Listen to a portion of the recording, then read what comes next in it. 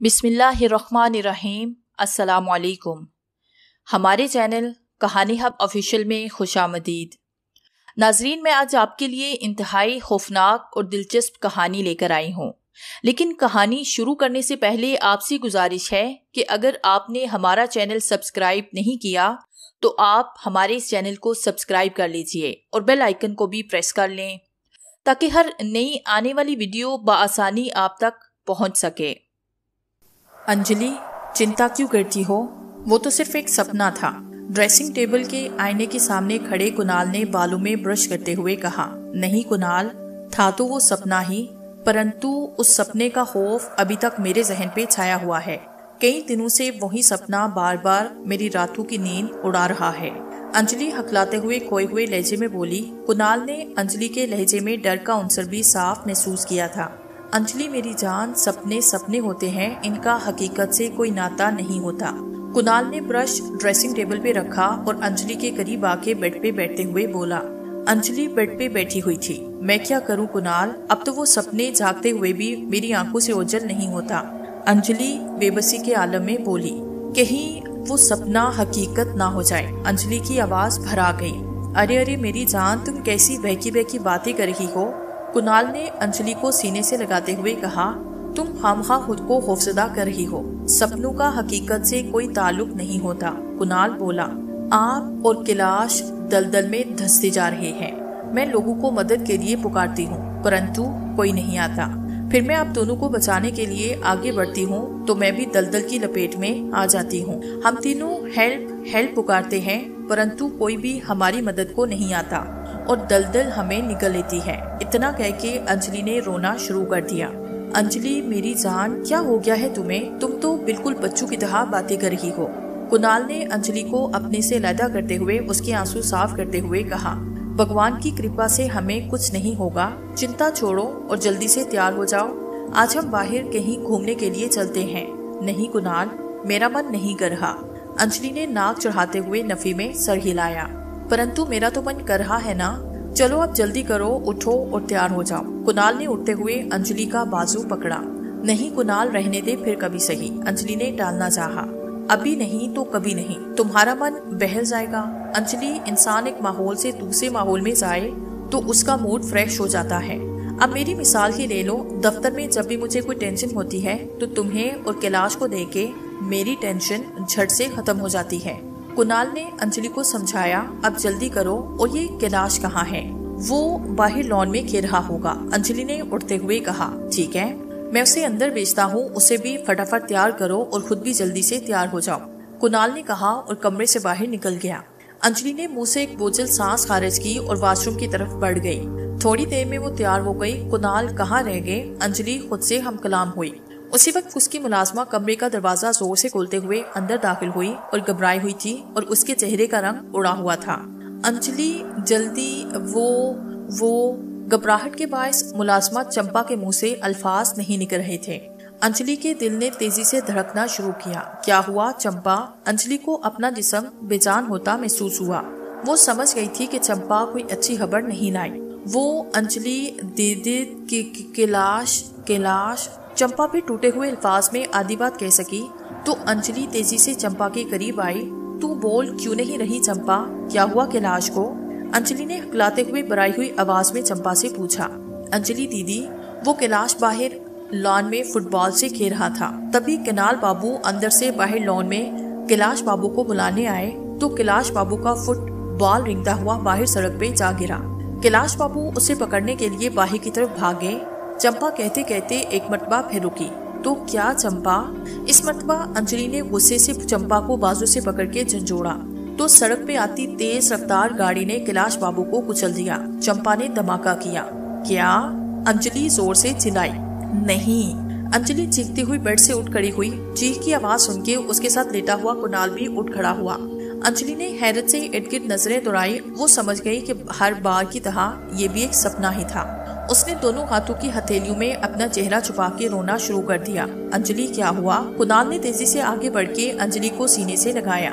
ये सपने मेरी जान ले लेंगे कुणाल, वो रोते हुए बोली।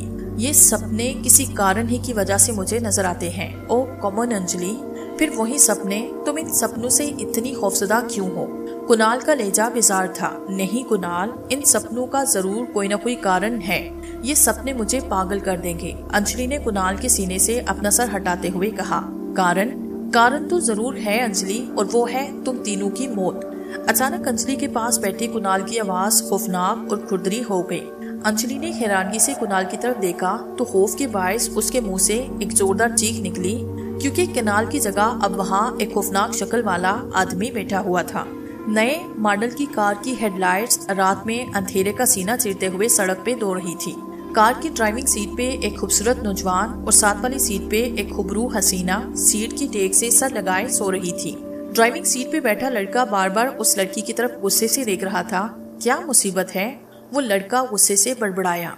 इतनी खूबसूरत कन्हैया साथ है और मुझे इससे बात करने का मौका नहीं मिल रहा, और ऊपर से नींद भी आ रही है। लड़के ने एक मरतबा फिर बेजार नजरों से लड़की की तरफ देखा और उकता के डैशबोर्ड से सिगरेट निकाल के सिगरेट सुलगाने लगा।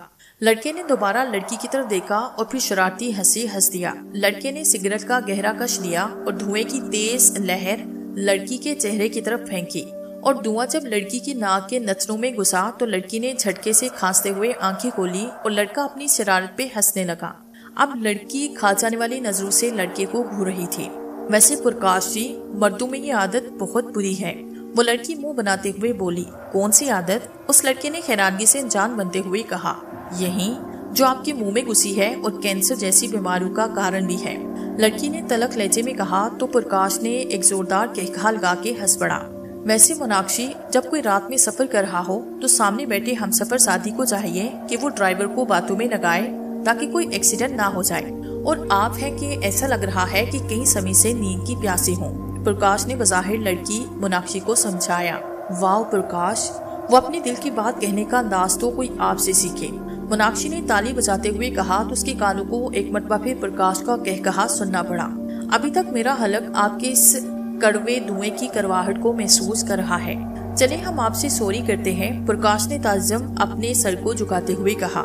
गलती मानने का तरीका भी आपका खूब है। आप तो सॉरी ऐसे कर रहे हैं जैसे मुझ पे एहसान कर रहे हो। मोनाक्षी ने जलते लहजे में कहा तो प्रकाश बेख्तियार हंस पड़ा। अच्छा मोनाक्षी जी, आप परेशान मत हो, मैं आपसे दिली तौर पे सॉरी करता हूँ। प्रकाश इस मरतबा संजीदा लहजे में बोला। जाइए, मैंने आपको माफ किया। इस मरतबा मोनाक्षी मुस्कुराई तो जवाबन प्रकाश भी मुस्कुरा दिया। जल्दी प्रकाश ने गाड़ी एक लोहे वाले गेट के पास रोकी और दोनों कार से बाहर निकले। प्रकाश ने कार की डिग्गी से एक लंबी सुलाख और टॉर्च निकाली। एक मिनट मोनाक्षी। प्रकाश ने उस मकान की तरफ बढ़ती हुई मोनाक्षी को आवाज दी तो वो रुक गई। प्रकाश ने उसके करीब जाके मुंह में कुछ पड़ा और फिर अपने ऊपर मोनाक्षी पे एक बार फूंक मारी। अब चलिए, प्रकाश ने कहा तो वो दोनों उस मकान के गेट की तरफ बढ़े। गेट पे जंजीर के साथ एक ताला लगाया गया था। प्रकाश ने उस सुलाख की मदद से उस ताले को तोड़ा और गेट खोल के वो दोनों उस मकान में दाखिल हो गए। मकान के अंदरूनी दरवाजे के करीब पुलिस की वार्निंग पट्टी लगी हुई थी। वो दोनों उस पट्टी के नीचे से गुजरे और अंदरूनी दरवाजे की तरफ बढ़े। यहाँ भी एक अदद ताले ने उनका इस्तकबाल किया। मोनाक्षी ने टॉर्च ऑन कर ली। ये ताला भी इस सलाख की मदद से खुल गया। उन्होंने दरवाजा खोला तो मिट्टी का बबूका उनकी नाक से टकराया और वो खांसने लगे। वो अंदर दाखिल हुए। उन्होंने टॉर्च की रोशनी में देखा वो घर काफी खूबसूरत था, लेकिन बंद होने की वजह से उसकी हालत काफी हस्ता हाल थी। फर्श पे गिर्द की मोटी तह जमी हुई थी। छत पे जगह जगह मकड़ी के जाले लटक रहे थे। घर में छोटा सा हॉल जिसमें आमने सामने 3 कमरे और एक वॉशरूम था। छत पे जाती सीढ़ियां भी थी। वो टॉर्च की रोशनी की रहनुमाई में एक कमरे का दरवाजा खोल के उसमें दाखिल हुए। मकान की हालत से ऐसे लग रहा था जैसे कई अरसे से किसी ज़ूरू ने यहाँ बसेरा ना किया हो।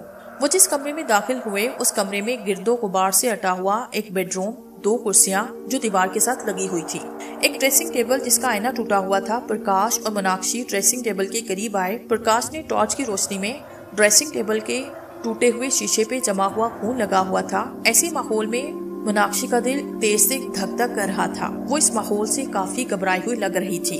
अचानक बेड के नीचे से एक बिल्ली निकली तो मोनाक्षी तेजी से चीखती हुई पीछे हटी। बिल्ली बाहर हॉल की तरफ भाग गई थी। आप तो काफी डरपोक है मोनाक्षी दी, प्रकाश ने हंसते हुए मोनाक्षी का मजाक उड़ाया। ये तो गनीमत है प्रकाश जी आप साथ हैं, वरना जैसा माहौल है मैं कई समय पहले की बेहोश हो चुकी होती। मोनाक्षी ने प्रकाश की तरफ देखते हुए खौफजदा लहजे में कहा। आप बिल्कुल चिंता न करें, मैं आपके साथ हूँ, प्रकाश ने मीनाक्षी को तसल्ली देते हुए कहा। आप अपना काम जल्दी कंप्लीट करें प्रकाश जी, मुझे तो यहाँ बड़ा डर लग रहा है, मीनाक्षी ने हकलाते हुए अपनी कैफियत बयान की। अभी सब्र करें मीनाक्षी जी, अभी इस काम में थोड़ा समय है, प्रकाश ने आगे पीछे नजरें घुमाते हुए संजीदा से लहजे में कहा। कितना समय? मीनाक्षी ने हकलाते हुए पूछा। समय आने पे आपको पता चल जाएगा, प्रकाश ने कहा। आइए मेरे साथ, मुझे एक और जगह खून का बताया गया था। प्रकाश कमरे के बैरूनी दरवाजे की तरफ बढ़ा। मीनाक्षी ने भी तेजी से उसकी पैरवी की। वो दोनों हॉल में आए। प्रकाश ने टॉर्च की रोशनी फर्श पे डाली। फर्श मुकम्मल तौर पे गिर्द में छिपा हुआ था। प्रकाश ने आगे बढ़ के एक जगह से जूतों से फर्श पर से गिर्द हटाई तो प्रकाश ने देखा वहाँ काफी सारा खून जमा हुआ था। प्रकाश ने गहरी सांस अपने अंदर खींची, साथ ही वो घुटनों के बल फर्श पे बैठा। तो ये है उन दोनों का खून। प्रकाश जी, मुझे बहुत ज्यादा डर लग रहा है, मीनाक्षी ने फर्श पे जमे हुए खून की तरफ देखते हुए घबरा के कहा। मीनाक्षी जी, ये समय घबराने का नहीं बल्कि कुछ करने का है, वरना गजब हो जाएगा। प्रकाश ने उठ के खड़े होते हुए मीनाक्षी की तरफ देखा। अब मैं आपको जैसा कहूँगा आपने वैसा ही करना है, आइए मेरे साथ, प्रकाश ने पहले मीनाक्षी को समझाया और फिर ड्रेसिंग टेबल वाले कमरे की तरफ बढ़ गया। मीनाक्षी भी उसके साथ उस कमरे में चली आई। अब आप इस बेड पे लेट जाइए, प्रकाश ने कमरे में पड़े गिर्दो गुबार से हटे बेड की तरफ इशारा करते हुए कहा। मेरी साड़ी खराब हो जाएगी। मीनाक्षी नफी में सर हिलाते हुए पीछे हटी तो प्रकाश बेइख्तियार मुस्कुरा पड़ा। मीनाक्षी जी, चिंता मत करें, मैं आपको नई साड़ी ले दूंगा, प्रकाश ने मुस्कुराते हुए कहा। अब जल्दी करें, रात पहले ही अपना सफर काफी तय कर चुकी है, हमें रात के अंत से पहले पहले इस काम को पूरा करना है। मीनाक्षी हिचकिचाते हुए बेड पे जाके लेट गई। प्रकाश ने अपनी जेब से एक शीशी निकाली जिसमें लाल कलर का कोई मखलूल था। अब आप घबराइएगा मत, इस शीशी में मौजूद खून मैं आपके दोनों बाजू पे लगाऊंगा और फिर एक मंत्र पढ़ के आप पे फूंकूंगा, जिससे आपको नींद आ जाएगी, प्रकाश ने कहा। तो मीनाक्षी ने अस्बात में सर हिलाया। प्रकाश ने उस शीशी में से थोड़ा सा खून हाथ की हथेली पे डाला और मीनाक्षी के दोनों बाजू पे मल दिया और मुंह में एक मंत्र पढ़ के मीनाक्षी पे फूंक मारी। मीनाक्षी को अपनी पलकें भारी होती हुई महसूस हुई। जल्दी उसने आंखें मूंदी और फिर हल्के हल्के खराटे लेने लगी। प्रकाश ने इत्मीनान से एक लंबी सांस खींची और कमरे से बाहर हॉल में निकल आया। अब वो जगह पे आया जहाँ फर्श पे खून जमा हुआ था। प्रकाश ने उस शीशी में से खून के चंद कतरे फर्श पे उस जमे हुए खून पे टपका दिए। वो एक नस्वानी चीख की आवाज थी जिसे सुन के बेड पे लेटी मीनाक्षी की आंख खुली थी। मीनाक्षी बेड पे लेटी हैरत से इर्द गिर्द देखने लगी। कमरा अब मुकम्मल तौर पे रोशनी में नहाया हुआ था और कमरे की हालत बिल्कुल एक इस्तेमाल होने वाले कमरे जैसी थी। ड्रेसिंग टेबल का शीशा भी बिल्कुल सही हालत में था। एक मरतबा फिर नस्वानी चीख ने मीनाक्षी को अपनी तरफ मुतवज्जे किया। वो नस्वानी चीखें हॉल से आ रही थी। हॉल भी अब रोशनी में नहाया हुआ था और बिल्कुल सही हालत में था। मीनाक्षी बेड से नीचे उतरी, हॉल में आई तो मीनाक्षी को हैरत का एक शदीद झटका लगा। मकान के बैरूनी दरवाजे से दो खट्टे खट्टे खूबसूरत नौजवान अंदर दाखिल हुए। उनमें से एक ने एक लड़की को कंधे पे उठा रखा था और वो लड़की अपने आप को बचाने के लिए टांगों, बाजों और चीहों का सहारा ले रही थी। टांगे वो जोर जोर से हिला रही थी। हाथों के मुक्के वो लड़की की कमर पे बरसा रही थी और साथ साथ मुंह से चीख भी रही थी। वो दोनों लड़की को उठाए मीनाक्षी की तरफ आ रहे थे। बचाओ बचाओ, वो लड़की फिर से चिल्लाई। जितना मर्जी चीखो, यहाँ तुम्हारी कोई भी सुनने वाला नहीं है, कंधे पे उठाए उस लड़के ने मुस्कुराते हुए कहा। कंधे पे लड़की उठाए उस लड़के ने मुस्कुराते हुए कहा, मुझे छोड़ दो, तुम्हें भगवान का वास्ता, वो लड़की मन्नत भरे लहजे में बोली। वो लड़के मीनाक्षी के करीब आए। मीनाक्षी तेजी से पीछे हटी और वो दोनों लड़के उस ड्रेसिंग टेबल वाले कमरे में पहुंचे। लड़की को बेड पे पटक दिया। देखो नवीर, भगवान के लिए मुझे छोड़ दो, घर में मेरे माता पिता परेशान हो रहे हैं, लड़की ने हाथ जोड़ते हुए रणवीर से अल्तजाइया लहजे में कहा। अपने माता पिता की परेशानी का हाल है और मेरा, मैं जो बचपन से लेके आज तक तुम्हारे प्रेम में तड़पा हूँ, रणवीर गुस्से से चीखते हुए बोला। मैं तुमसे प्रेम नहीं करती रणवीर, मेरा कुणाल से विवाह होने वाला है, प्लीज भगवान के लिए मुझे जाने दो। वो लड़की बदसूर होते हुए बोली, मेरे सपनों का महल तोड़ के तुम किसी और की हो जाओ, ये मैं होने नहीं दूंगा। मैं तुम्हें किसी को मुंह दिखाने के काबिल नहीं छोड़ूंगा। रणवीर सफाक लहजे में बोला, किसी से प्रेम करो तो लोग अपनी प्रेमिका को पलकों पे बिठाते हैं और तुम, उस लड़की ने रोते हुए बात अधूरी छोड़ी। ये तो अपना अपना अंदाज है अंजलि। इस मरतबा दूसरे लड़के ने मुस्कुराते हुए लड़की का नाम अंजलि लिया। किसी को फूल की खुशबू सूंघने में मजा आता है और किसी को फूल मसलने में। मुझे तो फूल मसलने में मजा आता है। मैंने तुमसे अपने दिल की बात कही थी अंजलि, परंतु तुम्हें याद है तुमने इसका क्या जवाब दिया था? इस मरतबा रणवीर अपने गाल पे हाथ फेरते हुए कहा, परंतु तुम भी जानते हो मैंने तुम्हें वो थप्पड़ किस कारण मारा था। मैं वो पहली लड़की नहीं जिसे तुमने प्रेम किया था। मैं अच्छे से जानती हूँ कि तुम और ये शेखर कॉलेज में क्या रंग रलियां मनाते हो, और इसकी मिसाल अभी भी शेखर ने तुम्हारे सामने दी है। तुम और ये शेखर सिर्फ लड़कियों को इस्तेमाल करते हो और फिर उन्हें बेकार चीजों की तरह छोड़ देते हो। अंजलि ने अपने आंसू साफ करते हुए कहा, मैंने तुमसे सच्चा प्यार किया था अंजलि। रणवीर ने खोखले लहजे में कहा, सच्चे प्रेमी ऐसे काम नहीं करते रणवीर जो तुम कर रहे हो। अगर तुम्हें मुझसे सच्चा प्रेम था तो तुम हर बुरा काम छोड़ देते, खुद को सुधारते, परंतु तुम्हारा सारा काला चिट्ठा मालिनी ने मेरे सामने खोल दिया था। और ये बात ज्यादा पुरानी नहीं, शेर के मुंह को खून लग जाए तो वो दूध नहीं पीता, ऐसा ही हाल तुम्हारा है। तुम्हारे माता पिता ने तुम्हें कई बार समझाने की कोशिश की, परंतु तुम्हारी हरकतों में कोई फर्क नहीं आया। तुम मुझसे नहीं मेरे शरीर से प्रेम करते हो, तुम सिर्फ मेरे शरीर से खेलना चाहते हो और कुछ नहीं। इस मरतबा अंजलि नफरत अंगेज लहजे में बोली, वो तो मैं अब भी खेलूंगा, फर्क सिर्फ इतना सा है, पहले मैं तुम्हारी मर्जी से खेलता और अब मैं अपनी मर्जी से खेलूंगा। रणवीर अपने होंठों पे जुबान फेरते हुए मुस्कुरा के बोला, ना पहले ना अब, जब तक मेरे शरीर में सांसों की ये डोर है मैं तुम दोनों को अपने शरीर पे हाथ भी लगाने नहीं दूंगी। इस मर्तबा अंजलि पुख्ता लहजे में बोली, अच्छा तो अब भीगी बिल्ली शेरनी बन गई। रणवीर तंजिया लहजे में अंजलि का मजाक उड़ाने लगा, जब बात इज्जत पे हो तो नारी शेरनी बनने में समय नहीं लगाती। अंजलि अंगारा उगलती आंखों से रणवीर और शेखर की तरफ देखते हुए बोली, और वैसे भी पुलिस यहाँ किसी भी समय पहुँचने वाली है। क्या मतलब? इस मर्तबा शेखर हकलाया, मतलब ये कि जब तुमने मुझे फोन किया कि विवाह से पहले तुम मुझसे एक मर्तबा मिलना चाहते हो, तो मेरी दीदी मोनाक्षी ने मुझे मना भी किया कि रात के इस समय तुम्हारा इससे मिलना ठीक नहीं, परंतु मेरी मत मारी गई थी जो मैं तुम्हारी चिकनी चुपड़ी बातों में आ गई और अपने घर की पिछली गली में तुमसे मिलने आ गई। परंतु अब तक तो मोनाक्षी ने माता पिता को सब कुछ बता दिया होगा और माता पिता ने पुलिस को इन्फॉर्म किया होगा और पुलिस तुम्हारी और मेरी तलाश में निकल खड़ी होगी। तो ये बात है, तब तो हमें जल्दी करनी चाहिए। वैसे भी हमें चिंता करने की जरूरत नहीं, इस घर के बारे में किसी को भी कुछ पता नहीं, और पुलिस अगर यहाँ पहुँच भी जाती है तब तक तुम किसी को मुंह दिखाने के काबिल ना रहोगी। रणवीर पहले परेशानी और फिर मुस्कुराते हुए बोला। रणवीर की इस बात से परेशानी और घबराहट ने अंजलि के चेहरे पे बसेरा कर लिया था। जब तक मेरी सांस में सांस है मैं तुम दोनों को अपने शरीर को हाथ भी लगाने नहीं दूंगा। मर जाऊंगी परंतु तुम दोनों को अपने गंदे इरादों में कामयाब ना होने दूंगी। अंजलि एक अज़म से बोली। रणवीर और शेखर ने अंजलि की इस बात पे एक जोरदार कहकहाल गाया। अंजलि तेजी से बेड से नीचे उतरी और ड्रेसिंग टेबल के पास खड़ी हो गई। वो रणवीर और शेखर का नाकाम मुकाबला करने के लिए तैयार खड़ी थी। रणवीर मुस्कुराते हुए आगे बढ़ा, उसने अंजलि को बाजू से पकड़ने की कोशिश की। उसने भी एक जोरदार थप्पड़ अंजलि के गाल पे दे मारा। तो नाजुक सी अंजलि के गाल पे इतना जोरदार थप्पड़ शायद जिंदगी में पहली बार पड़ा था। उसकी आंखों के सामने तारे नाचने लगे। वो चीखती हुई ड्रेसिंग टेबल के आईने से जा टकराई और ड्रेसिंग टेबल का कांच टूट गया। अंजलि का सर फटा और इसका थोड़ा सा खून ड्रेसिंग टेबल के टूटे हुए शीशे पे लग चुका था। अंजलि को चक्कर से आते महसूस हुए। उसने जोर से सर को झटका। वो शायद समझ गई थी कि अगर वो इस मौके पे कमजोर हो गई तो उसकी जिंदगी बर्बाद हो जानी थी।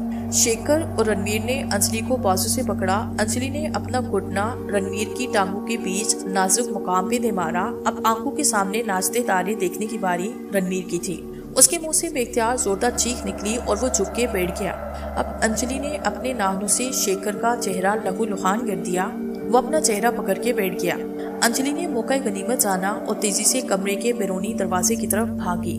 दरवाजे पे खड़ी मोनाक्षी एक मरतबा फिर डर के पीछे हटी। पकड़ो इस हरामजादी को शेखर, रणवीर ने तकलीफ के बायस हकलाते हुए कहा। शेखर अपने चेहरे की तकलीफ भूल के तेजी से हॉल की तरफ भागा और घर के बैरूनी दरवाजे की तरफ भागती अंजलि को बालों से पकड़ लिया। रणवीर भी कराहता हुआ उठा और हॉल में आ गया। मोनाक्षी चुपचाप खड़ी ये मंजर देख रही थी। शेखर ने अंजलि के चेहरे पे एक जोरदार थप्पड़ मारा, जबकि रणवीर ने उन दोनों के करीब पहुंचने पे अंजलि के चेहरे पे थप्पड़ों की बारिश कर डाली। अंजलि के दोनों होंठ फट चुके थे और फटे सर के खून से उसका चेहरा भी लहूलुहान हो गया था। वो फर्श पे गिरी। अब शायद उसमें मजीद लड़ने की हिम्मत ना रही थी। हरामजादी, रणवीर चीख से मुशाबे लहजे में बोला, हम तुझे जिंदा नहीं छोड़ेंगे।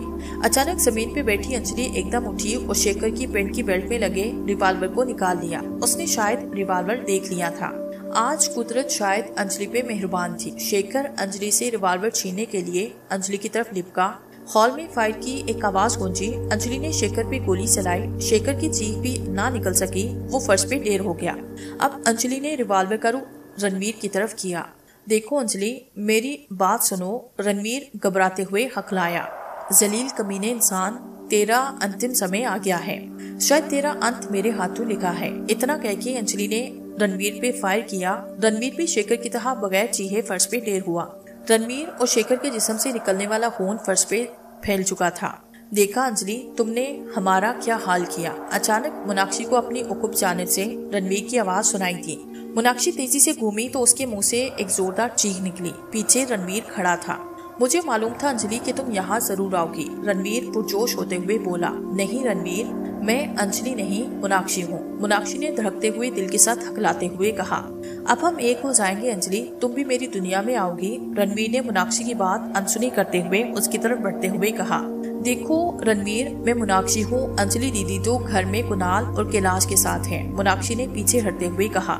उस वक्त न जाने प्रकाश कहाँ से निकला। उसने शीशे में बचा खून वहाँ खड़े रणवीर के सर पे डाला तो हाल रणवीर की चीखों से कांप उठा। प्रकाश मुंह में कुछ पड़ रहा था। अचानक रणवीर के जिस्म में आग भड़क उठी। फिर एक सफेद दोदिया तेज रोशनी पूरे हॉल में फैलने लगी। वो रोशनी इतनी तेज थी कि मजबूरन हॉल में मौजूद प्रकाश और मोनाक्षी की अपनी आंखें बंद करना पड़ी। हॉल में रणवीर की चीखें भी गूंज रही थी और फिर वहाँ एकदम खामोशी छा गई। प्रकाश और मोनाक्षी ने आंखें खोली तो वो घर अब दोबारा अंधेरे में डूबा हुआ था। घर की हालत पहले जैसे खस्ता हाल थी। हॉल की छत पे मकड़ियों के जाले लटक रहे थे। लीजिए मोनाक्षी जी, अब रणवीर की आत्मा अंजलि जी को तंग नहीं करेगी। अब रणवीर की आत्मा नरक पे सुधार चुकी है। रणवीर की आत्मा अंजलि जी के खून की प्यासी थी। इसी कारण वो इन्हें इतना खौफजदा किए हुए था। वो सपने रणवीर के कारण अंजलि जी को नजर आते थे। अगर आप लोग और समय बर्बाद करते तो ये दुष्ट आत्मा अंजलि जी और इसके पूरे परिवार को नुकसान पहुंचा सकती थी। अब तो ये नरक में जा चुकी है। प्रकाश ने मुस्कुराते हुए कहा। आपका बहुत बहुत धन्यवाद प्रकाश दी। मोनाक्षी ने मुस्कुराते हुए तहे दिल से कहा। मेरा तो काम ही यही है मोनाक्षी दी, भटकी खून की प्यासी आत्माओं को ठिकाने लगाना। जवाबन प्रकाश भी मुस्कुराया। अब बहुत से पुण्य का काम कर रहे हैं। मेरी दीदी अंजलि बहुत खौफजदा रहने लगी थी। इंसान तो इंसान से लड़ सकता है, परंतु भूत प्रेत आत्माओं से नहीं। और आज मैंने यहाँ जो देखा, मुझे अपनी आंखों पे यकीन नहीं हो रहा। रणवीर अपनी असल जिंदगी में भी कम खतरनाक नहीं था, परंतु मेरी दीदी ने रणवीर और शेखर का बड़े बहादुरी से मुकाबला किया। वो तो भगवान की कृपा हुई क्राइम सीन पे मौजूद सबूतों के कारण मेरी दीदी अदालत से बाइज्जत बरी हो गई। मेरा जीजा जी कुणाल भी बड़े भले इंसान हैं। इतनी बड़ी घटना घटने के बाद भी उन्होंने अंजलि दीदी को अपनाया। और अभी जब वो सपनों के कारण खौफजदा रहने लगी तो कुणाल जीजा ने मुझे कॉल करके बुलाया, सारी सूरत-ए-हाल से आगाह किया। अंजलि दीदी ने आज रणवीर का भयानक चेहरा भी देखा था। मेरी एक सहेली ने आपका जिक्र किया, सो मैं आपके पास चली आई। मैं एक बार फिर आपका धन्यवाद करती हूँ, आपने हमें इतनी बड़ी मुसीबत से निकाला। मोनाक्षी ने कहा तो जवाबन प्रकाश ने मुस्कुराते हुए कहा, इट्स माई ड्यूटी मोनाक्षी जी। अच्छा प्रकाश जी, मुझे एक बात की समझ नहीं आई। मोनाक्षी ने उलझन अमेज नजर से प्रकाश की तरफ देखा। वो क्या मोनाक्षी जी? प्रकाश ने सवालिया नजर से मोनाक्षी की तरफ देखा। यही कि रणवीर की आत्मा मुझे क्यों अंजलि समझ रही थी, मोनाक्षी ने पूछा। तो प्रकाश मुस्कुराया। वो इसलिए मोनाक्षी जी कि मैंने आपके बाजू पे जो खून लगाया था वो अंजलि का था, और मैंने आते समय अंजलि के बाजू से लिया था। मैंने आप पे एक मंत्र भी पढ़ा, बस इसी कारण रणवीर की आत्मा आपको अंजलि समझ रही थी, प्रकाश ने बताया। मोनाक्षी ने समझने वाले अंदाज में होंठों को दायवी शक्ल दी। अब आप जल्दी से अपने बाजू से ये खून साफ कर दें, वरना रणवीर की आत्मा फिर आपको अंजलि समझ के नरक से वापस ना आ जाए, प्रकाश ने संजीदा से लहजे में कहा। तो मोनाक्षी तेजी से अपने बाजू पे हाथ फेरने लगी और हॉल प्रकाश के कहकहे से गूंज उठा।